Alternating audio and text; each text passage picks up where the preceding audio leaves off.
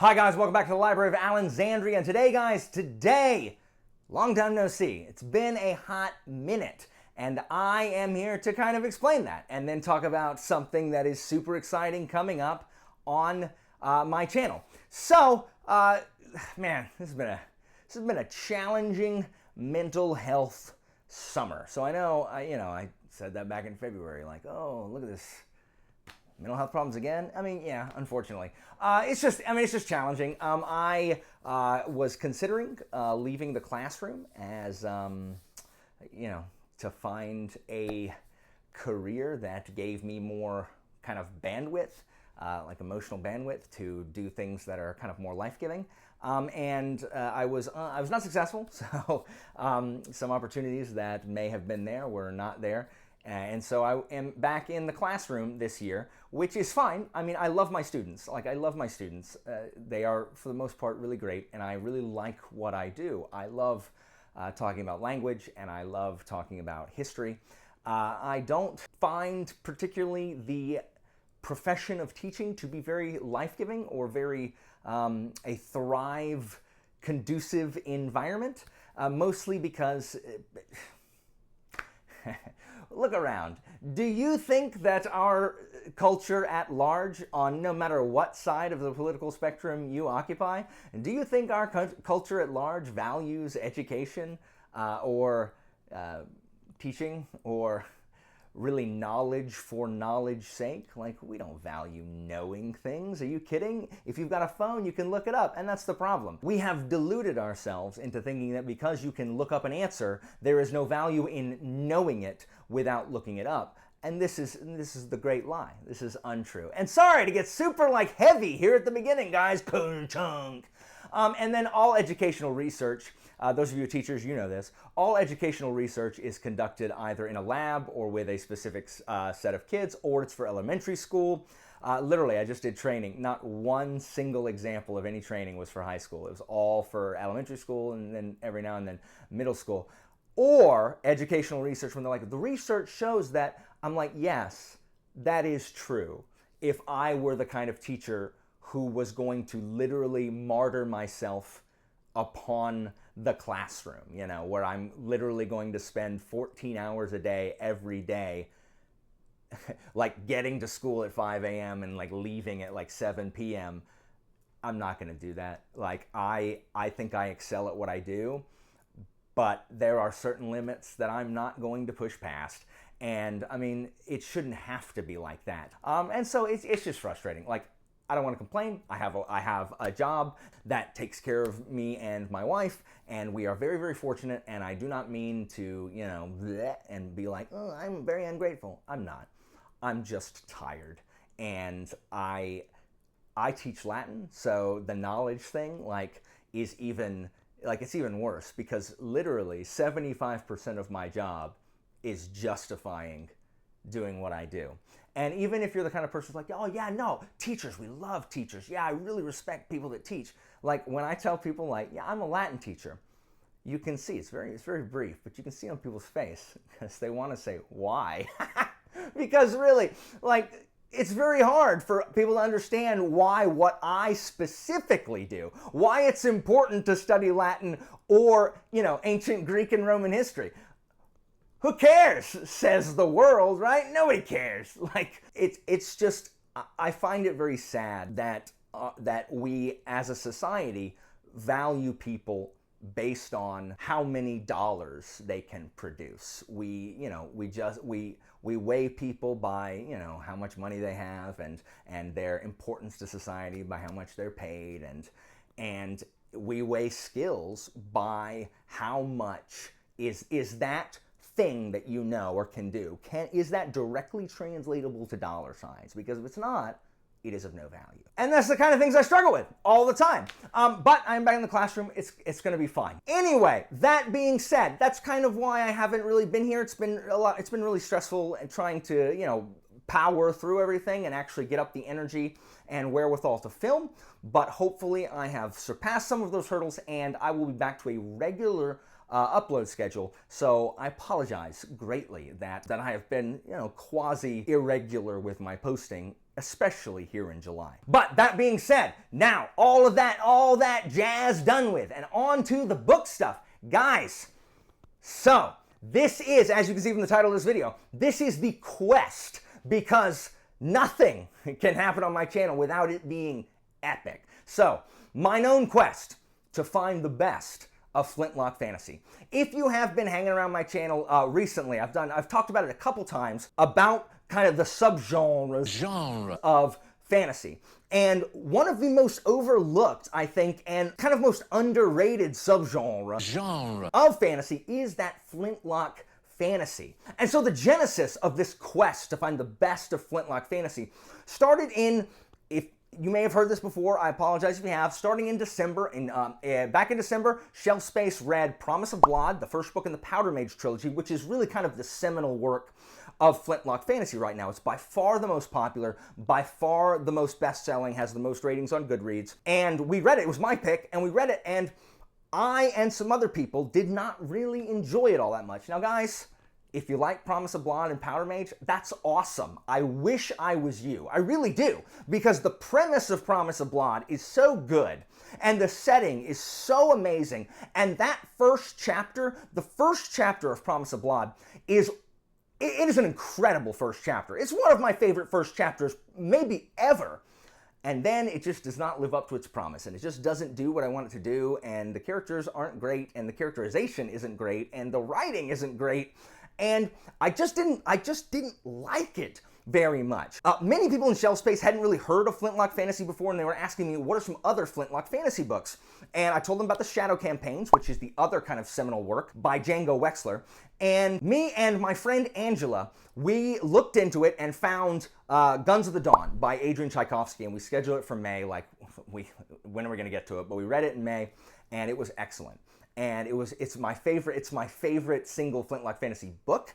I love the Shadow Campaigns, but this is my favorite Flintlock fantasy book. And so, upon my urging, Angela agreed to accompany me on this quest to find the best of Flintlock fantasy. And I'm inviting you guys to join us on our quest. In June, I literally made a spreadsheet. I spent hours combing through Goodreads, combing through Google, looking for anything that was Flintlock fantasy or Flintlock adjacent. We made this enormous spreadsheet of a bunch of different series that we're gonna try to hit as we are able. Now, many of you are probably still being like, what is Flintlock fantasy? And if you're not, let me explain exactly what we're trying to do here, because before you come down on me being like, that's not Flintlock fantasy, I know. Many of the things on this spreadsheet and many of the things in this quest are not Flintlock fantasy specifically. So, what Flintlock fantasy specifically is, fantasy that has progressed beyond that medieval technology into kind of the Napoleonic era technology. So it's kind of post-industrial, but it has, it has muskets or, pistols or cannons and gunpowder. And that has always been just an aesthetic that I love, just the kind of guns and gunpowder mixed in with fantasy. And Flintlock fantasy tends to take place before kind of your world wars. So once there's like Gatling guns or airships, things like that, it kind of strays out of Flintlock fantasy into technically kind of another subgenre. But that's Flintlock fantasy. However, many of the books on here are kind of, we're not just looking for Flintlock fantasy specifically. We're also looking for kind of the subgenres that are very related to Flintlock without really being precisely Flintlock. And this is because most of these, as you're going to see when I start listing off some of them, most of these are not talked about much at all. They are all very under-hyped, under-reported, kind of like lesser-known works. And this is because the Flintlock fantasy as a subgenre and its surrounding subgenre has not hit that breakout, explosive, like ultimate work that everyone can look to and be like, this is Flintlock fantasy, as well as the ones that surround it. And so all of these, most of these are kind of lesser known works, and that's just kind of something that I like in general. It's just because, like, I've just always liked the kind of stuff that is in these subgenres. And a lot of them aren't seen in a lot of the more popular fantasy works, or if they are, they're kind of relegated to the side. I've said before that I feel sometimes like Schrodinger's hipster, right? I don't like hipsters. Like, I don't like people like, ugh, I don't like that because it's popular. Like, no one likes hipsters, right? But at the same time, you know, you kind of are like, everyone's talking about that. I'm not gonna read it. I mean, I was like that with Hamilton. Like, when Hamilton came out, oh my gosh, all my students, I taught a bunch of theater kids, are like, Mr. Walker, have you heard Hamilton? Have you heard it? I'm like, no, and I'm not going to. Because I'm not gonna listen to it. Because they would not stop talking about it. I waited for a year after Hamilton came out before I ever listened to the soundtrack, which makes me a hipster. But I hate hipsters, so I am Schrodinger's hipster. I am both simultaneously hipster and not hipster, and I hate that. 'Cause, you know, we fight against the gatekeepers here at the Library of Alexandria. So I am rambling. So now I'm just going to explain some of the other kind of genre adjacent types of books that we have that are similar to Flintlock, and they all have kind of a feeling. Many of them have like rudimentary machinery. I love machines in my fantasy books, guys. I love machines in my fantasy books. Every fantasy thing that I've ever sat down to write always has machines. Every D&D campaign I've ever run has had some kind of machines. I love machines. Like, I don't know what to tell you. Like, I love clockwork and other kinds of machines in my fantasy books. And so a lot of these have kind of that in common. So we have Flintlock, which I've said the main works are the Powder Mage trilogy by Brian McClellan and the Shadow campaigns by Django Wexler. Both of those are very kind of Napoleonic era. The Powder Mage is about kind of French Revolution era times, overthrowing the king and, you know, starting their own government, but it's very, very Flintlock, muskets, cannons, with, you know, some magic systems thrown in there as well. And then Shadow Campaigns is very, very, it's literally the Napoleonic Wars, but with demons. And it's very good as well. And when you think of Flintlock fantasy, you're generally thinking of kind of Europe, just because that's kind of the aesthetic it has. It's very European because of kind of Napoleonic war associations. But Flintlock can also, you know, travel across to other kind of areas. Like, you've got the kind of alternate history ones that, like the Thief Taker novels by D.B. Jackson, which deal with it's Flintlock and there's magic and like wizards, but in Boston during the American Revolution. And also alternate history, you have the Temeraire books by Naomi Novik, which are definitely Flintlock. It's the Napoleonic Wars, so it's like Shadow Campaigns, Napoleonic Wars, but with dragons. Only where Shadow Campaigns is the Napoleonic Wars, but not really.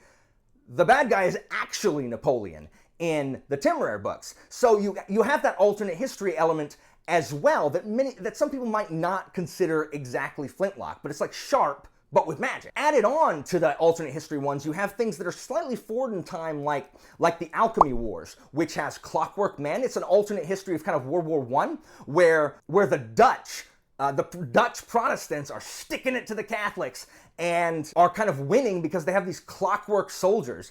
And that just sounds really cool too, though it is technically not Flintlock. The technology is too advanced, and, you know, but again, it's that clockwork stuff. Another one that I always categorize with Flintlock, even though it's definitely not Flintlock because it's much different, is steampunk. Steampunk and Flintlock I love so much, and steampunk, even less than Flintlock, has yet to hit its breakout work. I think a lot of the problem with Flintlock and steampunk is the fact that the setting is so cool and so rich that a great story is forgotten. Great characters are forgotten, and there's too much attention paid to kind of the aesthetic. And I know that's the case with steampunk because I love clockwork crap and gears everywhere. They're just like, here, let me stick a gear on that guy's jacket and give him some goggles, and there's airships. And, oh, look, oh, it's steampunk, and then the book's not very good.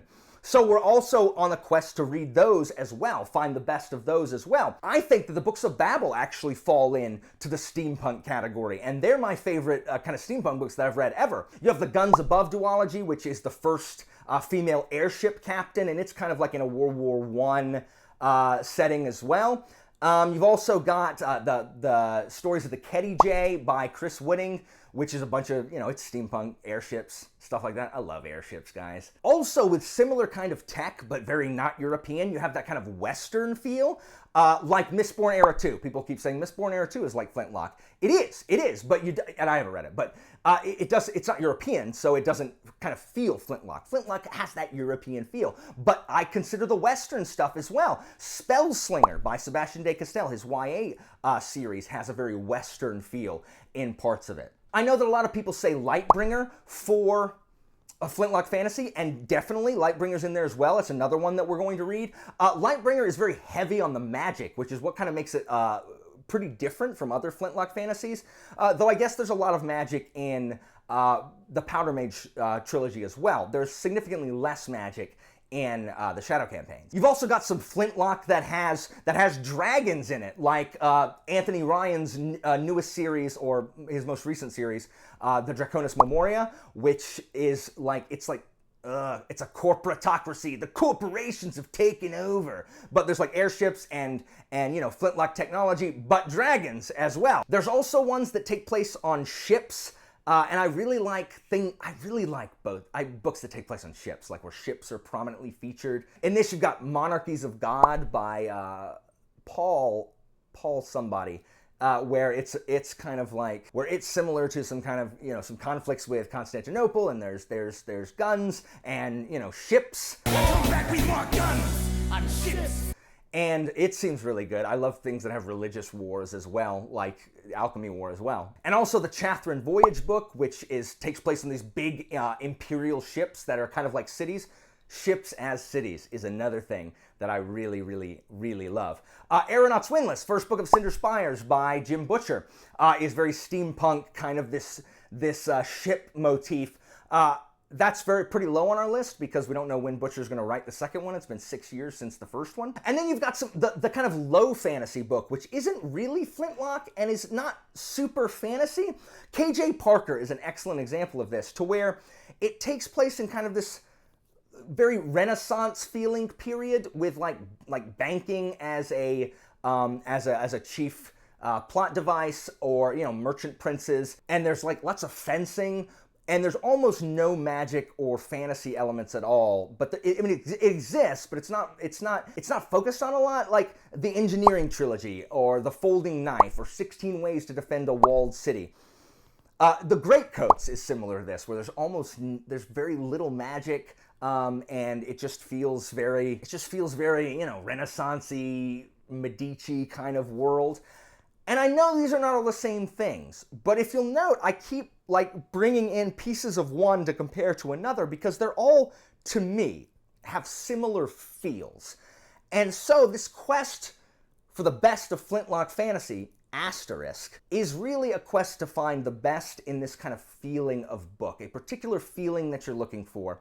And it will allow us to be able to recommend, because now if you ask for Flintlock fantasy, people are going to say Lightbringer, they're going to say Powder Mage, they're going to say, to a lesser extent, they should, say Shadow campaigns, because those are the three most popular by far.